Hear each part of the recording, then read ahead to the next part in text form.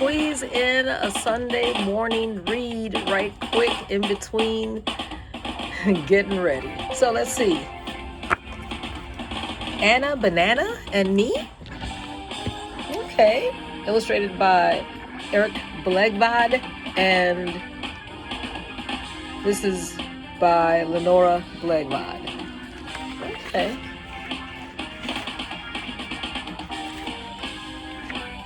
Anna Banana and Me.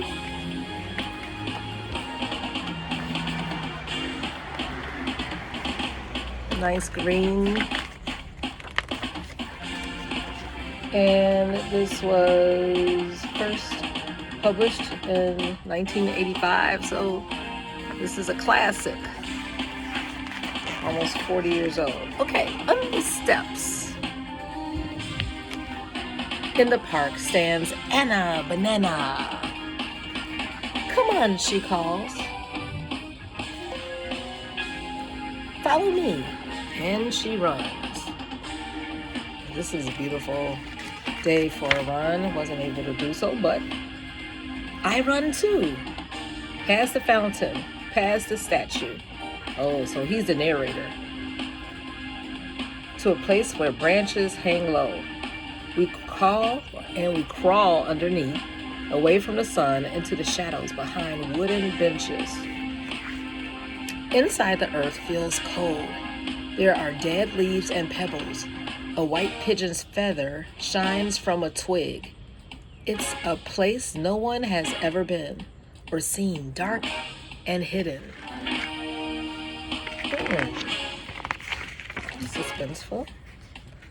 Something scuffles through the leaves. Scratch, scratch, scratch. Feet walk by out in the sun. A feather is magic, whispers Anna Banana. She grabs it from the branch. Then, come on, she says. We crawl out into the light. Anna Banana stands up. She has leaves in her hair. Bye, she says. She waves at me. And she's gone. So I go home. Okay.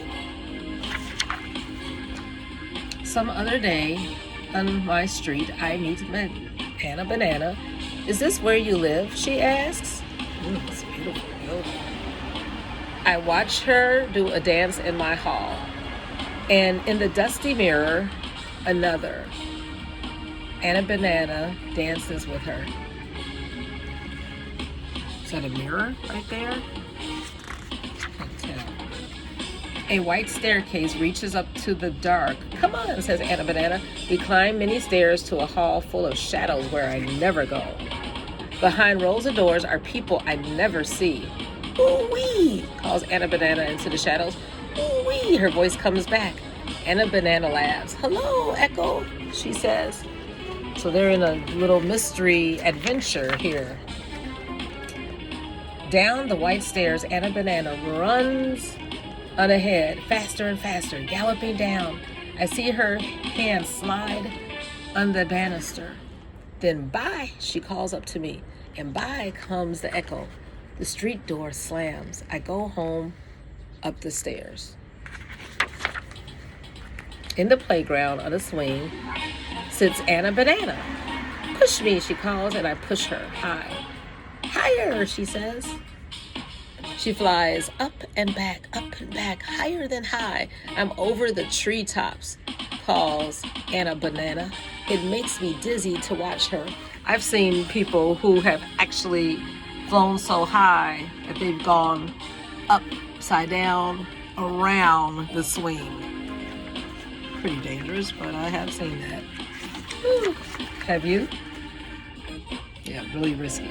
The sand in the sandbox is cool and damp. We'll have a party, says Anna Banana. Let's pretend it's your birthday, and I'll be the baker. She makes me a cake. Wow, she's very imaginative and outgoing. With ice cream stick candles.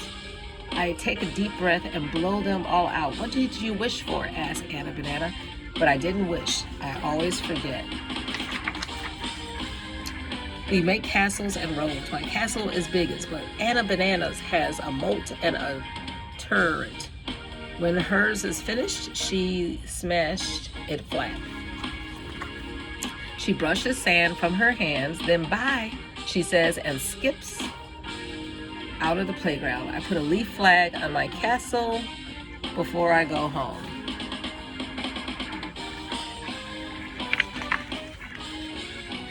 In the park under statues sits Anna Banana.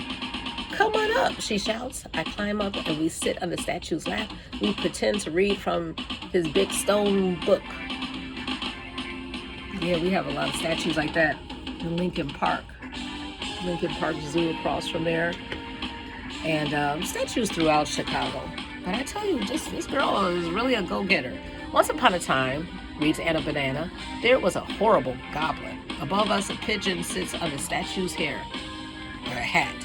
I look up at him, and he blinks down at me. Anna Banana goes on reading. She likes goblin stories. I don't. It's scary. Yeah. Oh, what's happening next here? Oh, goodness.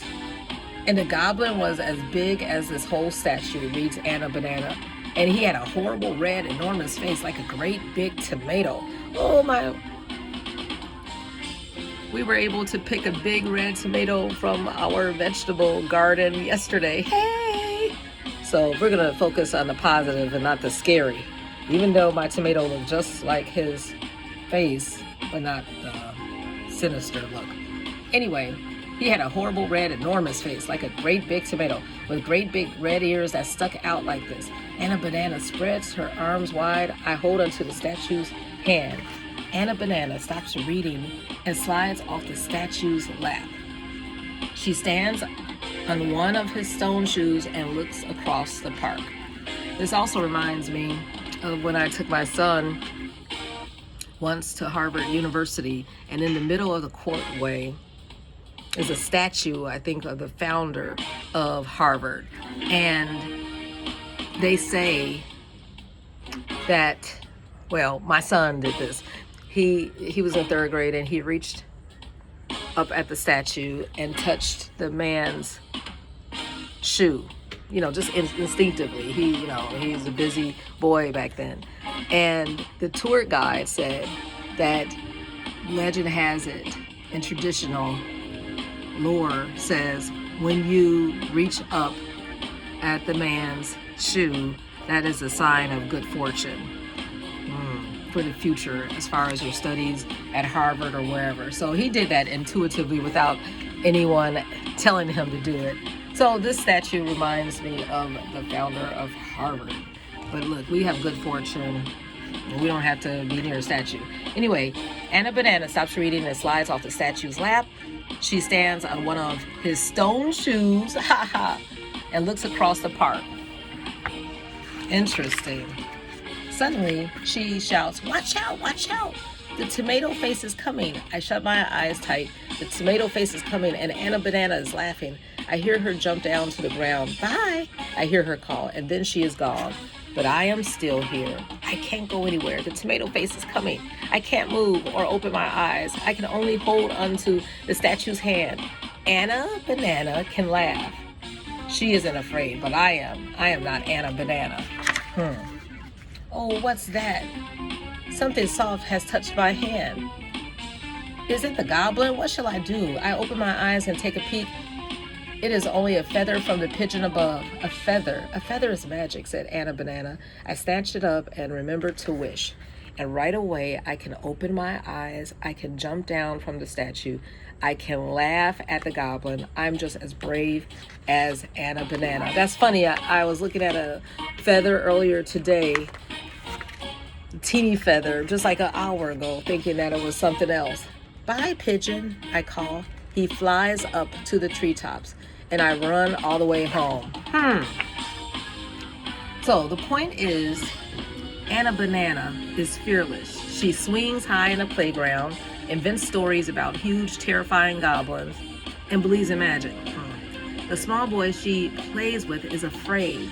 He would never do the things that Anna Banana does, even when they're together. But one day, when he's most scared, he uses a little bit of her influence and makes some of his own. This warm, funny story about a feisty little girl and her timid playmate is sure to touch the youngest reader.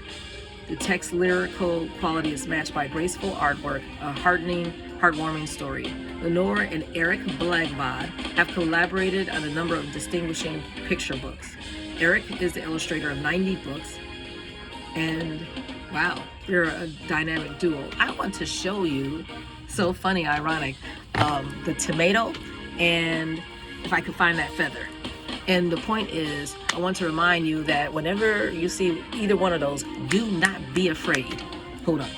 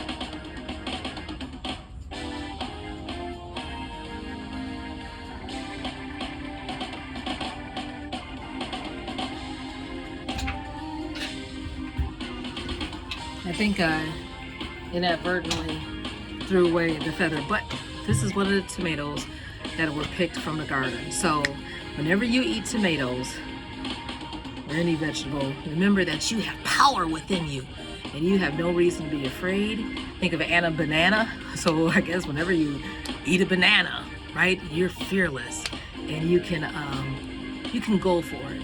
You don't have to be full of anxiety, especially tomorrow being the first day of school. You got this. You can do amazing things.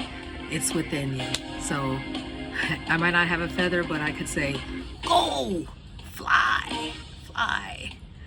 And you realize you have wings like eagles, and you can soar and do amazing things. Have a wonderful Sunday.